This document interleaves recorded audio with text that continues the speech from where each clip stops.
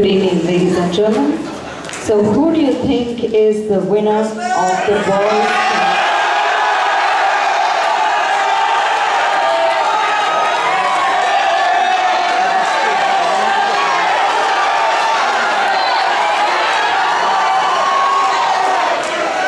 Okay, thanks a lot. Can we give one big round of applause to all the performers for tonight?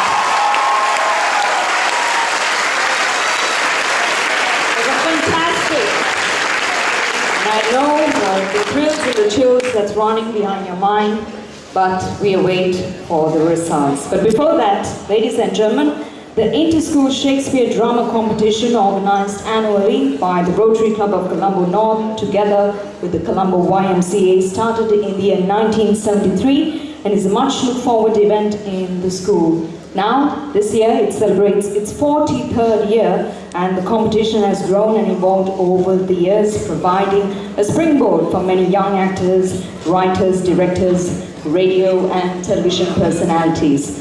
And the deserving round of applause is for the organizing committee. Therefore, I'd like you to put your hands together. The chairman, Mr. Dialog Hutch,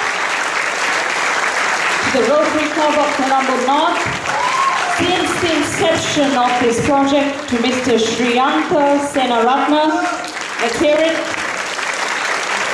We also would like to recognize Arya Vikrama and Pia Senaratna, Justin Migode, Lasika Jayamaha from the Colombo YMCA, Vijay Paris, the chairman and president, Christopher Bartholomews, the Winston Adams, Dilip Munasinghe, Dinesh Paris, and Mayumi Silva. And also, can we give a big round of applause to our stage manager, Akri Amir, please.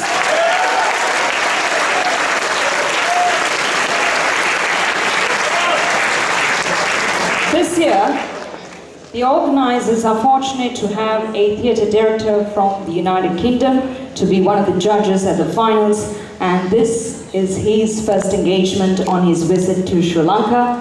Ladies and gentlemen, a round of applause to Mr. Chris White.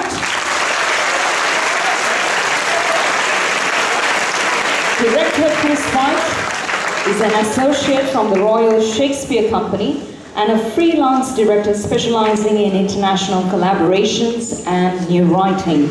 After working as an assistant director at the Young Vic and Shakespeare's Globe, he first worked for the Royal Shakespeare Company as a research assistant on a production of The Malcontent before becoming assistant director on the Spanish Golden Age season, touring 4 productions to London and Madrid. He subsequently directed a new play, Trouble and Wonder, in the Royal Shakespeare Theatre, and has led international residencies and projects for the Education Department in America, India, China, and the United Kingdom. He recently directed a performance of Henry IV, Part 1, at the Houses of Parliament, and The Head That Wears a Crown, a production based on Shakespeare's Henry plays involving over 100-year young people from different areas of the United Kingdom, performed on the main stage at the RSC in Stratford-upon-Avon. Chris works at Soho Theatre in London, developing new plays with young writers, and has directed a number of new plays in the UK, and he has just returned from directing A Midsummer Night's Dream in Fiji. Once again, let's give a round of applause to Judge Chris White.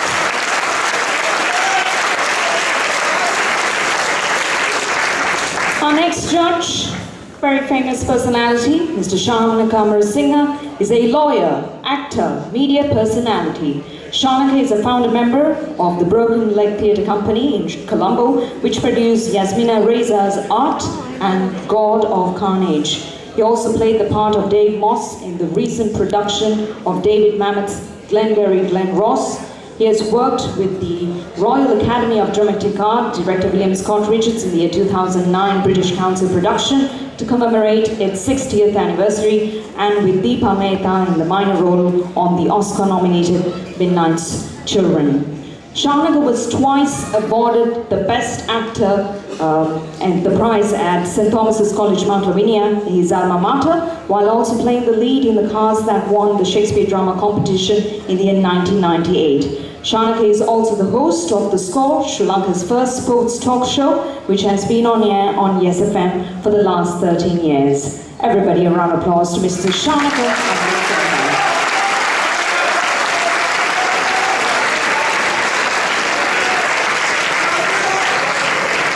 next judge, Madhubashini Disanaika Ratnayaka, has a master's degree from New York University in creative writing. She is a senior lecturer in the University of Sri Jayawardhanapura.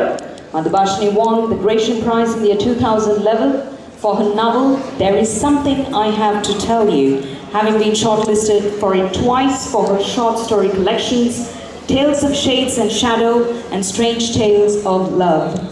She has also written books for learners of English as a second language, the newest being a 5-book set of trilingual leaders for children. She has been editing a monthly creative writing page named 100 Words for the Sunday Times newspaper since the year 1997, and also a more recent flash fiction page as well. Twice a month, she creates a page that teaches grammar through literature in the same newspaper, and we're honored to have her here with us this evening as our judge. Everybody, Madhubashini Disanaika Ratnayaka. Here's that moment, judges' comments, and we're going to invite Mr. Chris White to do the honors.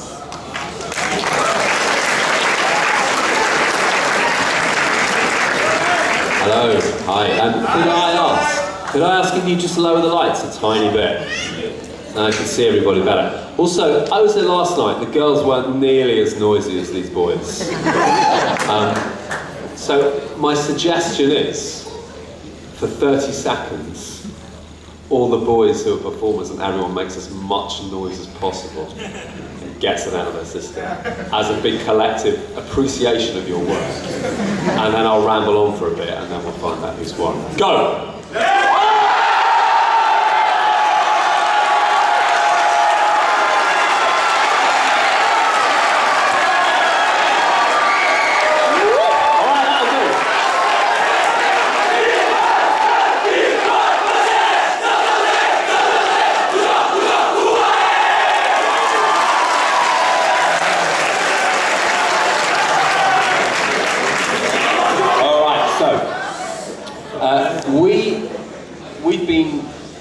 We were watching, reacting, writing some notes, but in a way the most important element is, from a judging point of view, has been the conversation that we have just had backstage,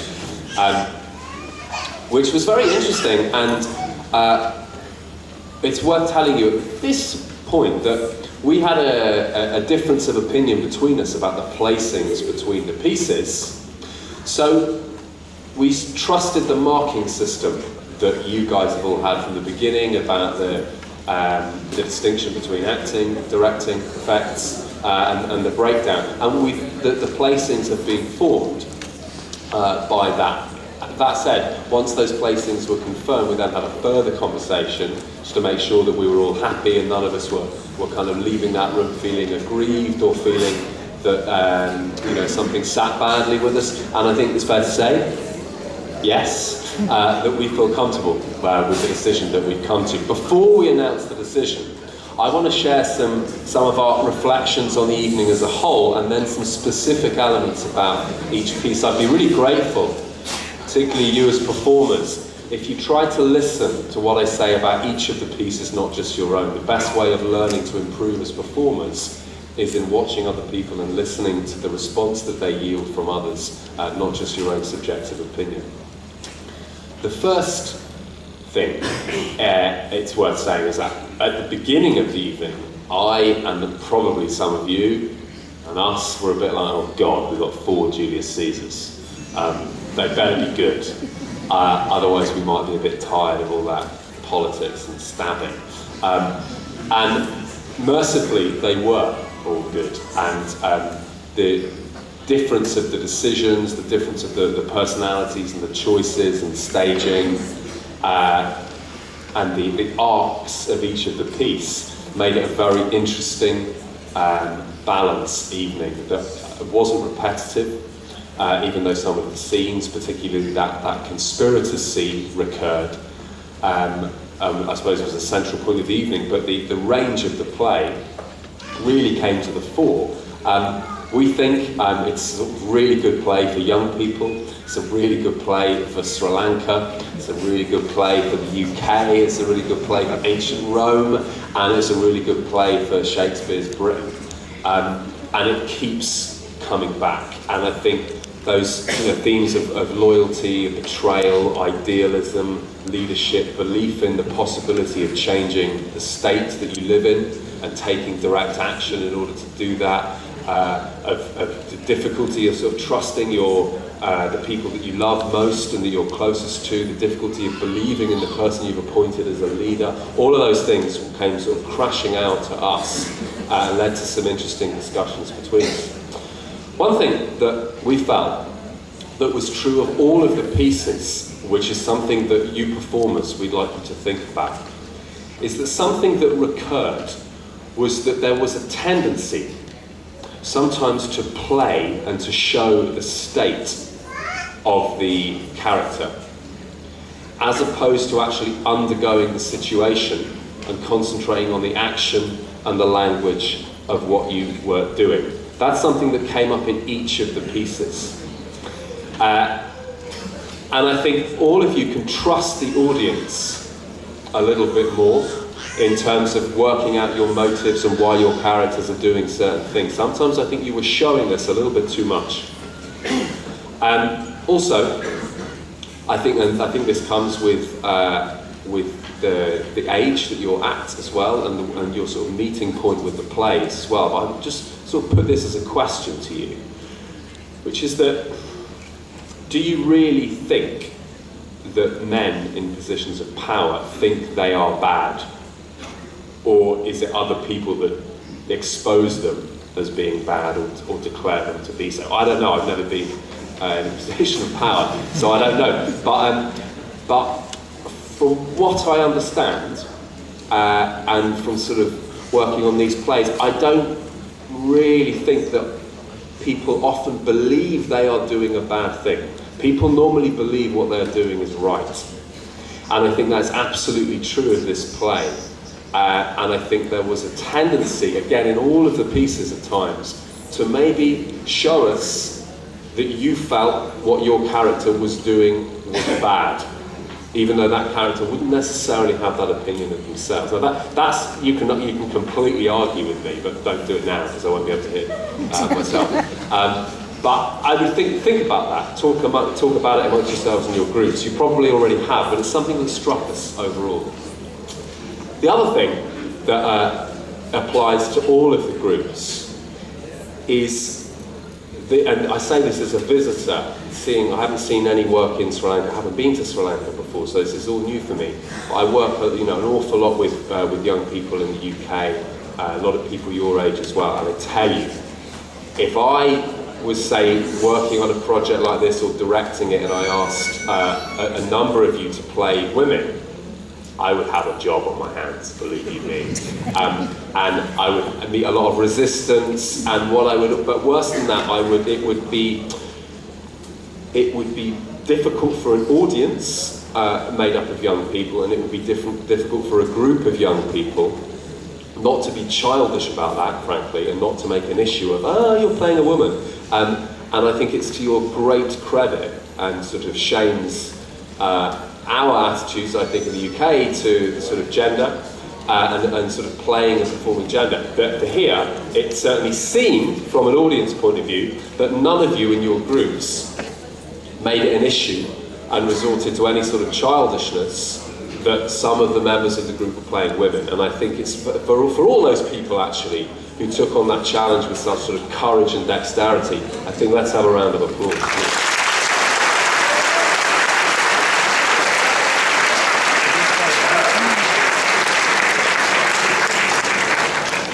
So, the first piece, specifically, very strong opening, very good image, the grey, the black, and the white that you used. There was a unity to it, a real sense at the beginning of that, of pressure, of threat, that carried through and created a dramatic tension. Certain lines really sung out and landed on the audience. Let us be sacrificers, not butchers. Really, really landed, make me acquainted with your course of grief. You know, and a classic example of how Shakespeare can just sort of ping a word in if you as the actors allow yourselves just to be vessels for those words and you sort of channel them and share them with an audience. We thought you did that well at points during that piece. It wasn't consistent, we felt. There was a sense of struggle, but the sense of disunity, of something at breaking point, could have been stronger. It was maybe a little slow at points, a little laboured at points as well. The Portia scene we felt was the heart of the piece. Rhythmically, that was fantastic. And there was a real sense of Portia particularly really talking, really listening, and really being affected by that situation. And as a pair, bringing out some of the qualities of, you know, some of the desperation, some of the sensual qualities, something at a breaking point that you did with real originality and quality. Use of rhetoric and different tactics by Portia really shone through. And Lucius, very small part at the beginning, was terrific. And we also thought that all of the Luciuses and the two messengers, and so, you know, for those of you that have had an abundance of Roman names this evening, is basically all the younger kids we thought were, without exception, exemplary. So a round of applause for all them.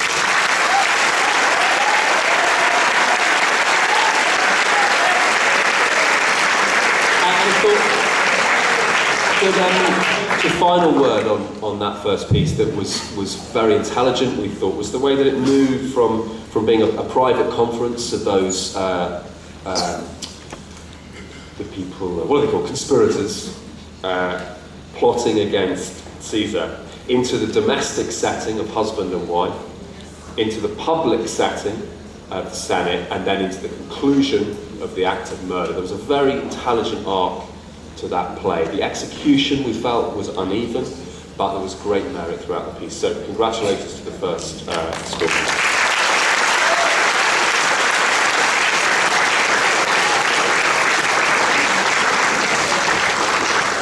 The second piece we saw, brilliant use of foreground and background in this piece. Notice that in that, the set didn't change whatsoever, but the people changed in relation to the set in terms of walking up the stairs, of creating images, using backlighting, and constantly keeping us as an audience in mind that there is something private and there is something public, as a huge battle all the way through the play. That was a very smart decision, we felt, and something that clearly all of the actors were very aware of, very in tune with, and there was a sense of ownership of that story and of those words that really defined that piece from the beginning onwards. Very strong sense of struggle, and for each of us we commented, and I could hear and feel this in the audience, there was a wonderful moment of Casca talking about Caesar, doing a very difficult thing for an actor, which is describing something that has happened, not that is happening now. Very difficult thing to do, but the actor who played Casca, I think, has a natural ability as a storyteller, which is a rare and brilliant gift for an actor, that you absolutely made something very memorable for us, so congratulations for that.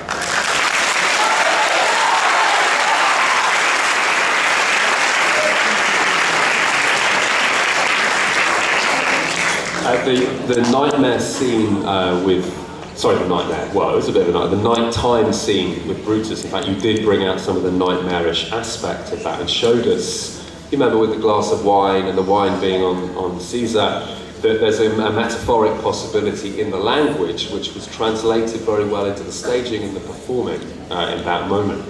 And I think the strongest compliment sorry, I forgot to say this actually in our discussion, but I think that you mentioned it for a different piece actually, we both did, but the strongest compliment I can say there is that it didn't feel like the presentation of historical narrative. It felt like something happening in the present tense about people struggling with their relationship with power and working out what the hell they should do. That was very clear right through the piece. The piece was too long, and it would have benefited from a colder, more objective eye at crucial points, saying this scene can be trimmed, this scene could possibly be cut. So both in terms of time and in terms of storytelling, the piece was too long, which is a pity. And I think it lost its pulse by the end of it. You could feel that in the audience as well. This was a classic example as well of the conspirators scene, of basically of boys enjoying playing the bad guys. It was a little too clear that there was a kind of maybe even too much pleasure being taken in you guys playing bad guys, which is not necessarily accurate with the text, and it's slightly stuck out, but in a piece with great heart and great clarity. So well done, the second group.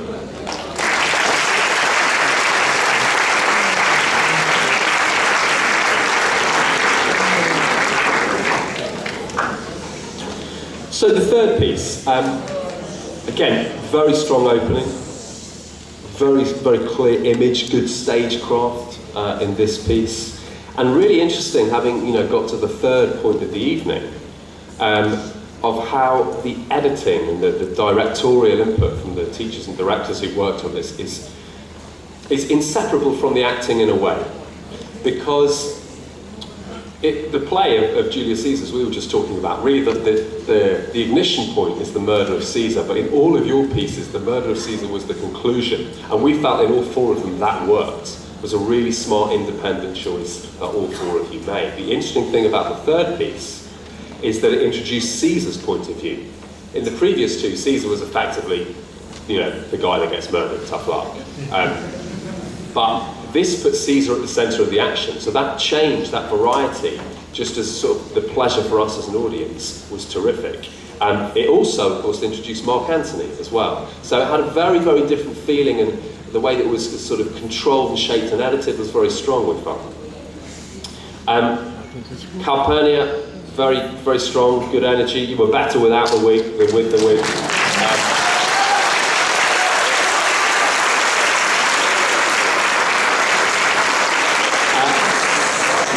We felt this piece suffered from maybe being a little overwrought emotionally at times, and the internal struggle with the characters and between the characters, not always as clear or as fast or as sharp as it might have been. It was a little bit displayed at points, and therefore that affected the rhythm. So rhythmically and tonally, it became a little similar, even though the points of view and the story was changing. Rhythmically and tonally, just a little overwrought, a little intense throughout. It had a little more nuance in that. But one of the things that we felt was marked this piece out, and it's true of all the pieces, very strong teamwork, a real sense of all of you not working for yourself, but working for the play, working for each other, and working for the audience. That's the great thing.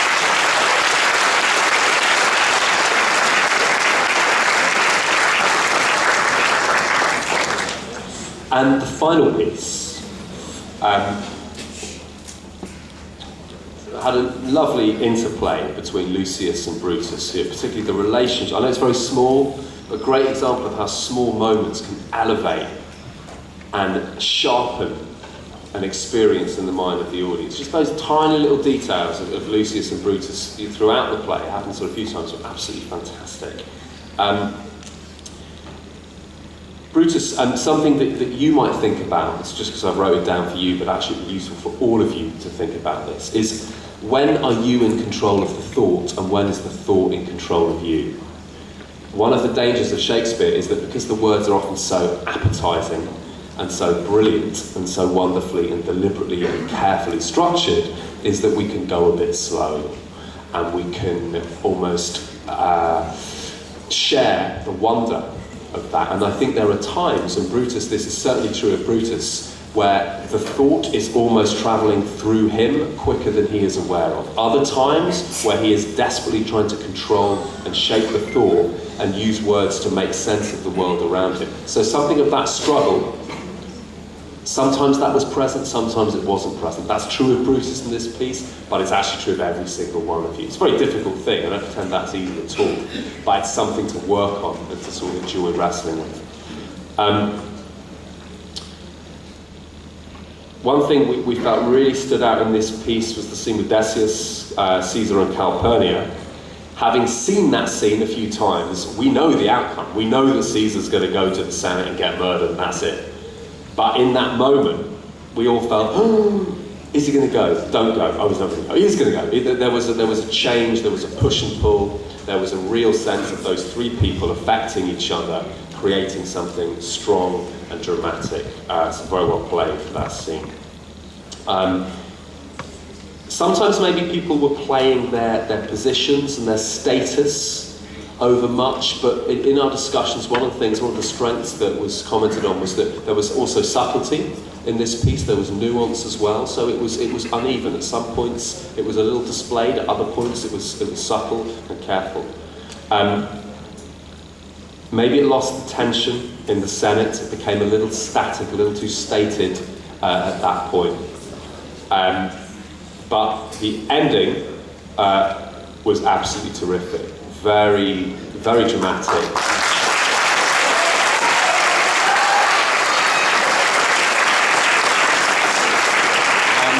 And a fitting end, not just to that piece, but to the whole evening. And I've no idea if you guys know each other from your schools, but whether you do or you don't, you have, in the four corners as they stand, you've contributed for us to bring that play that in its setting is 2,000 years old, in its writing is 400 and whatever years old, but actually you've made it live on this stage tonight, here, and that's very difficult, and an amazingly commendable thing to do. So thank you to all four groups for a fantastic.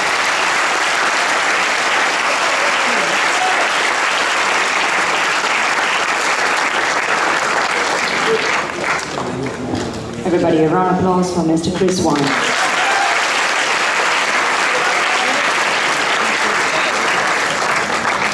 All right, before we announce the results, I'm giving you one more time to cheer for your favorite school.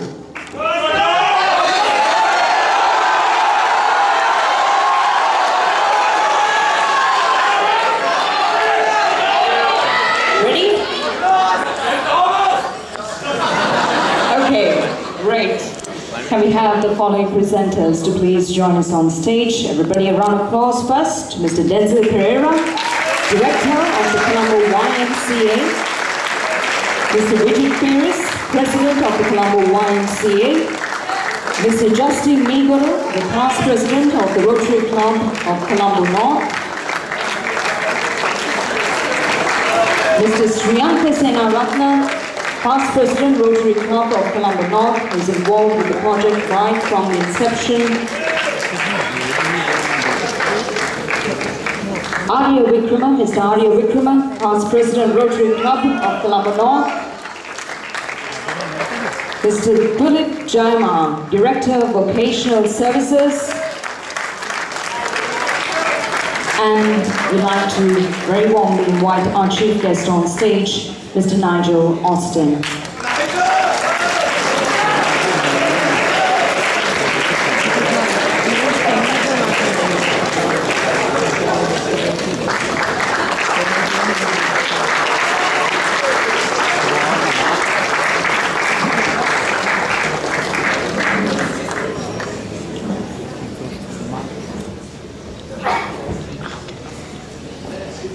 Ladies and gentlemen, we first start by recognizing a cash award to the teachers in charge of the boys' final schools. First, to Royal College Colombo, teacher in charge, Mrs. G.P.K. Gopalnave.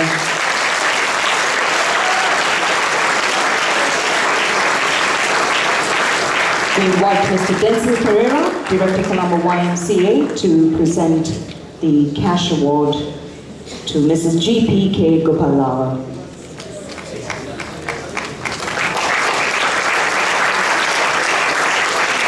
St. Joseph's College, Colombo, Mrs. N.K. Chandani.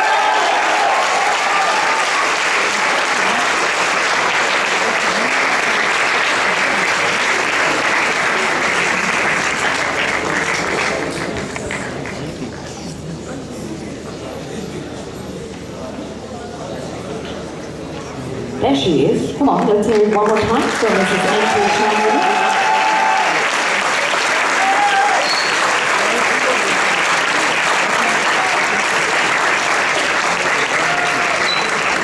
Next, the teacher in charge of St. Peter's College, Colombo, Ms. Imogen Yohan.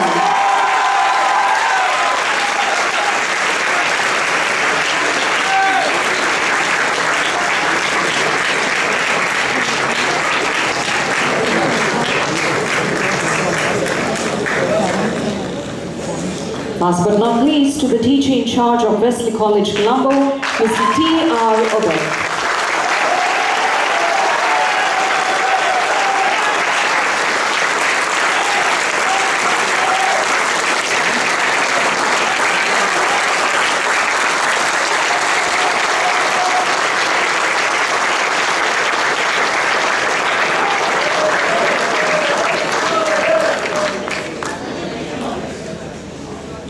Ladies and gentlemen, the Challenge Cup for Best Stagecraft in memory of the late Mr. Gamini Ferreira, stage manager, presented by his daughter, Miss Varuni, and family together with the Colombo YMCA and the Rotary Club of Colombo North, awarded to, we have joint winners this year, Wesley College, Colombo and St. Peter's College.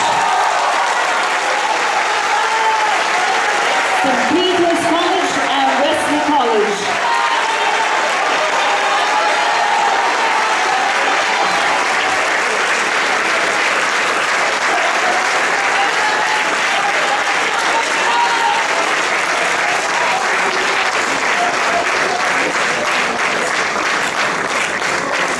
Round of applause, one more time. Best Stagecraft, St. Peter's College and Wesley College. Congratulations. We now invite Mr. Vijay Piris, President of the CMB YMCA, to present the next award, which is the Colombo YMCA Challenge Shield for the Best Novices Boys School, presented by Mr. Mallory E. Vijay Singer, awarded to Rotary International School, Nugegoda.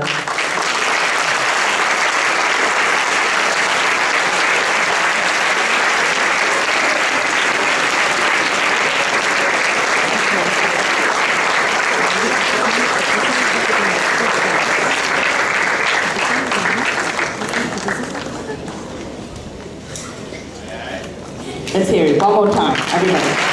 The Rotary International School, Nugegoda.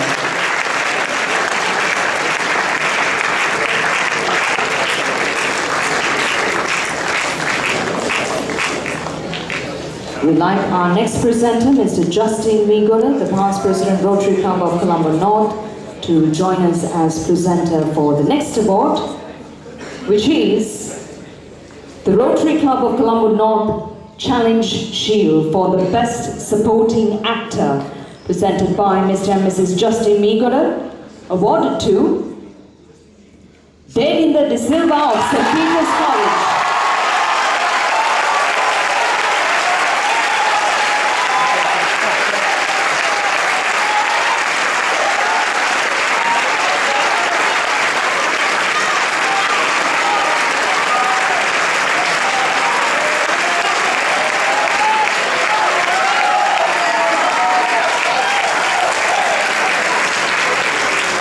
We would appreciate if Mr. Richard Piris, the President of the CMB YMCA, present the next award. Ladies and gentlemen, the ECB Vijay Singer Memorial Challenge Cup for the Best Actor, presented by the members of the family of the late Mr. Vijay Singer, awarded to Tariq Jurampati of Wesley College.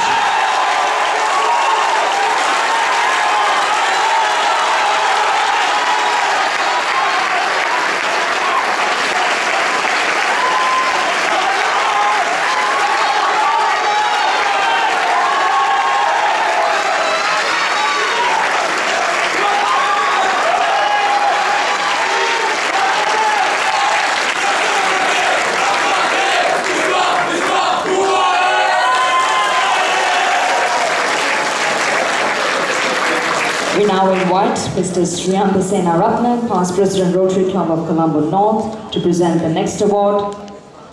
Everybody feeling nervous? The Rotary Club Colombo North Challenge Shield, presented by Mr. and Mrs. Sriyanta Senaratne to the 3rd runner-up Boys School, St. Joseph's College.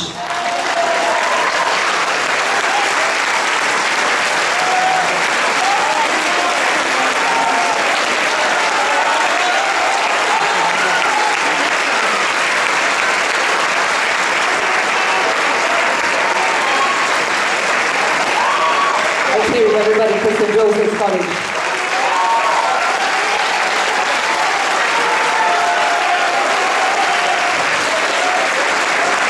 We'd like to invite Mr. Arya Vikrama, past President Rotary Club of Colombo North, to please present the next award. Ladies and gentlemen, the Rotary Club Colombo North Challenge Shield, presented by Rotarian Herman Amarasekara to the 2nd runner-up Boys School, St. Peter's College.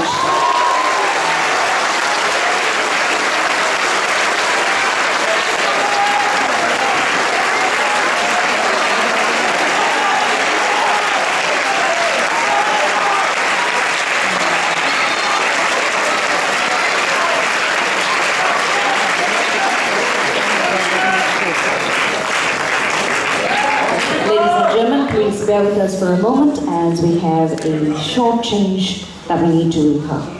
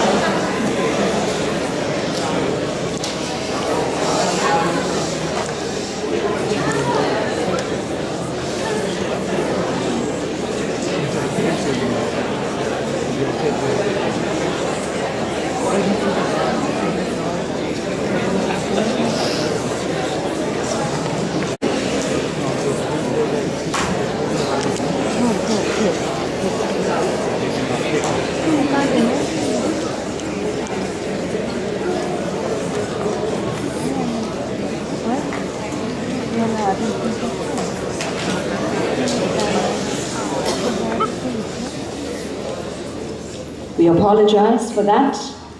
The actual truth was the results were written in a different sheet. Hence, we will re-announce the results to you again.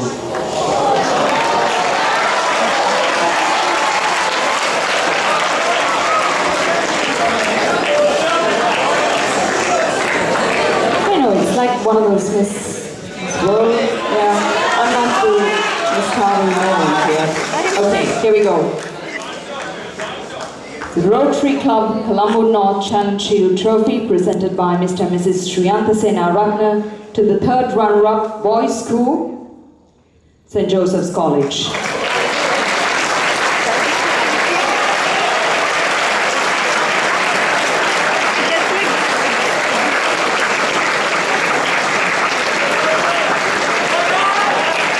Let's hear it, everybody, for Joyce.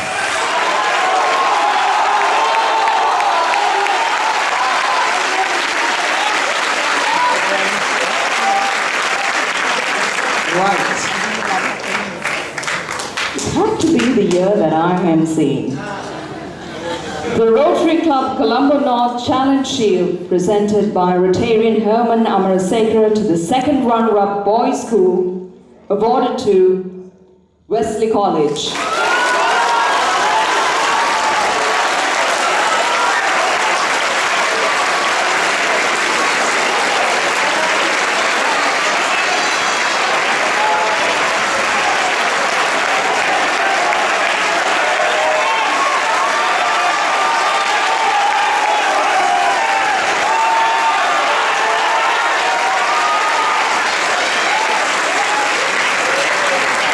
Here we go. The big moment. We'd like to invite Mr. Dialog Hutch, Director of Vocational Services, to present the next award, the Thespian Challenge Shield, presented by the Salon Thespian to the Run Rock Boys School, awarded to Royal College.